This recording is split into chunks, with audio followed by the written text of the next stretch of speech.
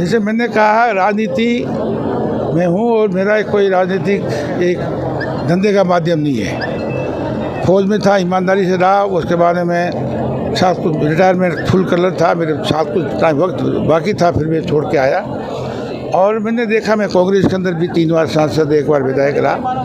मैंने कांग्रेस में कुछ देखा कि कांग्रेस के अंदर मैं किसी व्यक्तिगत नाम नहीं लूँगा, कांग्रेस का कुछ लोग इन्हीं गिने लोग हैं जो चमचागिरी करके, जिसको बोलते हैं, क्या बोलते हैं उसका शब्द होते हैं ना, चुपगलू क्या बोलते हैं उसको, तो वो कर रहे थे और उससे कांग्रेस कमज़ोर हो रही थी। ये आज बात कर रहा हूँ 7-8 साल पुरानी बात है, जब मैं बीजेपी में आया। और आपने देख लिया होगा 7-8 साल में कांग्रेस कहाँ से एक जब 13-14 उनके मुख्यमंत्री से आज 2 हो गए।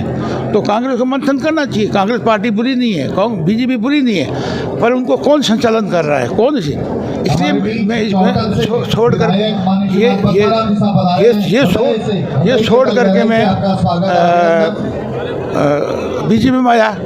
और बीजेपी में मुझे टिकट दी, बड़ी मेहरबानी में जीता। बाद में नहीं मिली तो नहीं मिली, कोई बात नहीं मेरे को। उसके बीच में मैं चाहता था कि मैं विधानसभा लड़ूँ बाड़मेर की, और उसका खास कारण था कि बाड़मेर शहर की हालत बहुत ख़राब है। आप पिछले अगर देखें 3-4 साल के अंदर, 5 साल के अंदर 30-35 आयुक्त बदले गए हैं। आयुक्त इसलिए बदले गए हैं कि ये काम गलत काम करो। भूमि वहाँ बड़े सक्रिय हैं, इसलिए मैंने सोचा शहर एक बड़ा आज 30 लाख की आबादी है, तो उसके साथ रहनी चाहिए। तो मैंने चुनाव लड़ा और मैं बीजेपी का सिंबल लेके आया। और कुछ बीजेपी के जो नेता बने और आज भी वो नेता बने हुए हैं, उन्होंने मेरे साथ विश्वासघात किया। मैं 5 MP लड़ा हूँ, शहर में बराबर रहा। इवन जसवंत सिंह जी मैं लड़ा था जब 2014 में, शहर में पीछे नहीं रहा, और मुझे अब के 22-23 हज़ार पीछे रख दिया, साथ रह के धोखा किया। और वो धोखा करने के बाद में मैं जा कर के जयपुर में उनको शिकायत की, कौन कौन है, मैं नाम बताना ठीक नहीं, सो आप सब जानते हैं, पर कोई कार्रवाई नहीं हुई। और जिस तरह से आप बीजेपी की कमान जिससे दे रखा है, जिस तरह से, और कुछ तो बीजेपी कमज़ोर हो रही है। तो मेरा फर्ज बनता है कि कमज़ोर है, कि पार्टी कमज़ोर होती है तो हम भी कमज़ोर होते हैं। तो उम्मीद है कि कुछ अब कार्रवाई ठीक होगी। एक सबसे नाराज़गी अब ये बातें कुछ ऐसी है जो पब्लिकली नहीं कह सकते हैं, परंतु मेरी अमित शाह जी से बात हुई थी, 1 बार नहीं 2-3 बार हुई। मैंने कहा मुझे कोई पद नहीं चाहिए, मुझे कुछ मान सम्मान चाहिए, मुझे टिकट नहीं दी कोई बात नहीं, मैं चुपचाप 5 साल में बीजेपी का था। तो उन्होंने मुझे बिल्कुल कहा कि आपको पूरा मान सम्मान मिलेगा।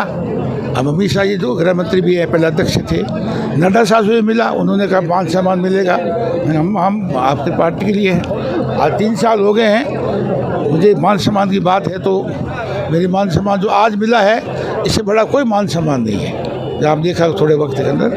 तो वो मेरी नाराज़गी नहीं है, पर जब कोई जिसके पास पब्लिक है, जिसके पीछे सामान है, तो वो हमेशा उम्मीद करता है कि मैं नहीं चाहता हूँ, जो मेरा कार्यकर्ता है, जो मेरे सपोर्टर हैं, वो चाहते हैं कि कर्नल साहब को कुछ मान सम्मान मिलना चाहिए। तो वो बात चल रही है, उम्मीद है कुछ होगा। बाकी मैं किसी पद का भूखा नहीं हूँ, और मैं तो जिंदा हूँ तब तक। इसके बारे में देखो अभी कुछ वक्त मैं कह नहीं सकता हूँ। मैं आज की तरह बीजेपी में हूँ, और हमारे बीजेपी के नेता हैं यहाँ राजस्थान के अंदर, बहुत सारे नेता हैं, और ख़ास करके वसुंधरा जी, जिसके साथ में 8 साल 9 साल वहाँ सांसद राज, हालांकि बीजेपी में कांग्रेस का था, 5 साल इनके साथ में विधायक रहा था 2008 से 2013, 5 साल 2014 से 19 में सांसद रहा। तो वसुंधरा जी, जो मैं अभी कह रहा था, बता रहा था कि वसुंधरा जी एक बड़ा अच्छा फिगर है, इनकी एक पहचान है, उन्होंने लोगों से काम किया है। तो मेरे ख्याल हम मिल करके, अभी वसुंधरा जी जो अखबार में पढ़ रहा था, प्रधानमंत्री जी से मिले हैं, नड्डा साहब हमारे जो बीजेपी के अध्यक्ष हैं उनसे मिले हैं, राजनाथ सिंह से जो हमारे बहुत सीनियर बीजेपी के नेता उनसे मिले हैं। तो मुझे उम्मीद है कि छोटा मोटा तो हर पार्टी में मनमुटाव तो होता है, पर आखिर में अगर मनमुटाव को ख़त्म करके और सबको साथ रखेंगे तो ठीक रहेगा।